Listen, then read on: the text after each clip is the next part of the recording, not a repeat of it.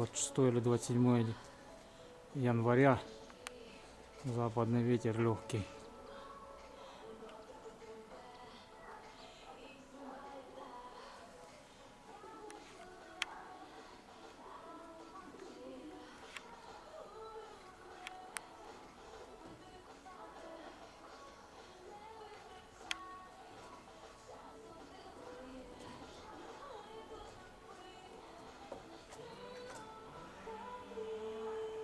Красиво показывает. Ветер провалами. То есть, то нету.